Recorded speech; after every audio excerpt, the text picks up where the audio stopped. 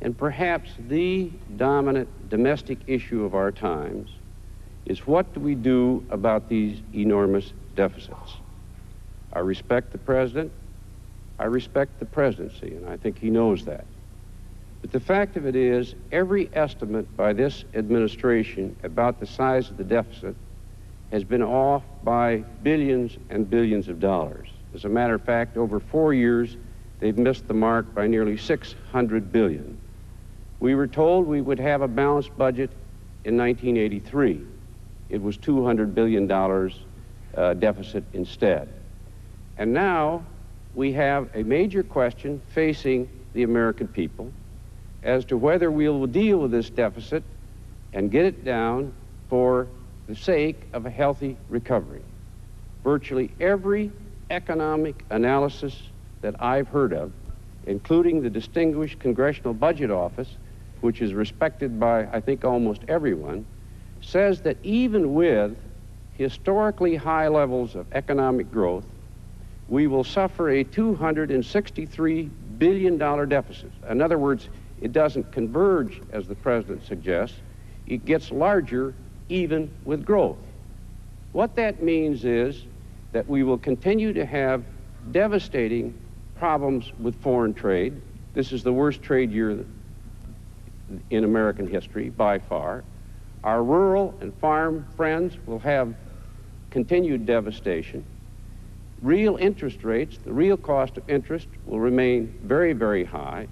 And many economists are predicting that we're moving into a period of very slow growth because the economy is tapering off and may be a recession. I get it down to a level below 2% of gross national product with a policy that's fair. I've stood up and told the American people that I think it's a real problem, that it can destroy long-term economic growth, and I've told you what I think should be done. I think this is a test of leadership, and I think the American people know the difference. Mr. Mondale, one other way to attack the deficit is further reductions in spending. The president has submitted a number of proposals to Congress to do just that, and in many instances, the House, controlled by the Democrats, has opposed them. Isn't it one aspect of leadership for prominent Democrats such as yourself to encourage responsible reductions in spending and thereby reduce the deficit?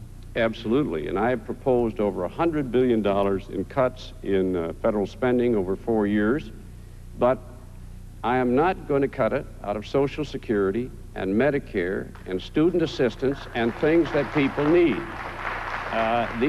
These people depend upon all of us for the little security that they have.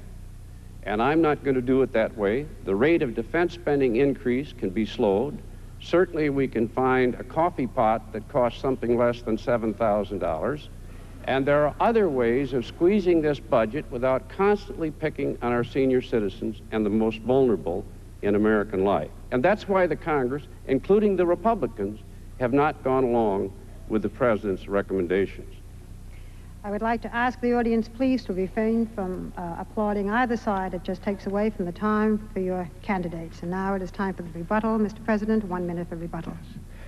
Yes, I don't believe that Mr. Mondale has a plan for balancing the budget. He has a plan for raising taxes. And as a matter of fact, the biggest single tax increase in our nation's history took place in 1977. And for the 5 years previous to our taking office, taxes doubled in the United States, and the budgets increased $318 billion.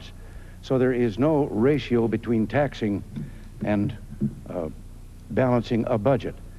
Whether you borrow the money or whether you simply tax it away from the people, you're taking the same amount of money out of the private sector unless and until you bring down government's share of what it is taking. With regard to Social Security, I hope there will be more time than just this minute to mention that, but I will say this. A president should never say never, but I'm going to violate that rule and say never. I will never stand for a reduction of the Social Security benefits to the people that are now getting them. Mr. Mondale? Well, that's exactly the commitment that was made to the American people in 1980. he would never reduce benefits. And of course, what happened right after the election is they proposed to cut Social Security benefits by 25%, reducing the adjustment for inflation, cutting out minimum benefits for the poorest on Social Security, removing educational benefits for dependents whose widows were widows trying to get them through college. Everybody remembers that. People know what happened. There's a difference. I have fought for Social Security and Medicare and for things to help people who are vulnerable all my life, and I will do it as President of the United States. Thank you very much. We'll now begin with segment number 2 with my colleague Diane Sawyer. Ms. Sawyer? Mr. President, Mr. Mondale, the public opinion polls do suggest that the American people are most concerned about the personal leadership characteristics of the two candidates, and each of you has questioned the other's leadership ability. Mr. President, you have said that Mr. Mondale's leadership would take the country down the path of defeatism and despair, and Vice President Bush has called him whining and hoping for bad news. And Mr. Mondale, you have said that President Reagan offers showmanship, not leadership, that he has not mastered what he must know to command his government. I'd like to ask each of you to substantiate your claims. Mr. Mondale first. Give us specifics to support your claim that President Reagan is a showman, not a leader, has not mastered what he must know to be president after 4 years. And then second, tell us what personal leadership characteristics you have that he does not. Well, first of all, I think the first answer this evening suggests exactly what I'm saying. There is no question that we face this massive deficit. And almost everybody agrees, unless we get it down, the chances for long-term healthy growth are nil.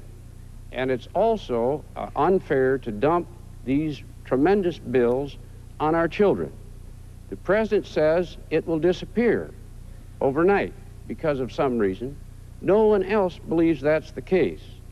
I do, and I'm standing up to the issue with an answer that's fair. I think that's what leadership is all about. There's a difference between being a quarterback and a cheerleader. And when there's a real problem, a president must confront it. What I was referring to, of course, in the comment that you referred to, was the situation in Lebanon. Now, for 3 occasions, one after another, our embassies were assaulted in the same way by a truck with demolitions. The first time, and I did not criticize the president because these things can happen once and sometimes twice. The second time, the barracks in Lebanon were assaulted, as we all remember.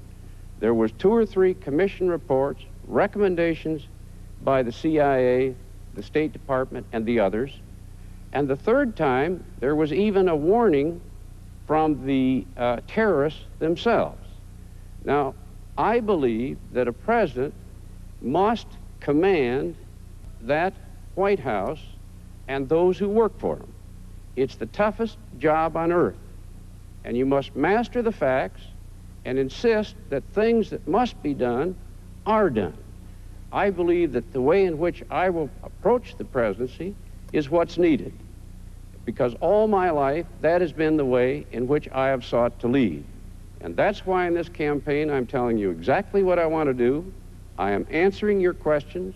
I am trying to provide leadership now before the election so that the American people can participate in that decision. You have said, Mr. Mondale, that the polls have given you lower ratings on leadership than President Reagan because your message has failed to get through. Given that you have been in public office for so many years, what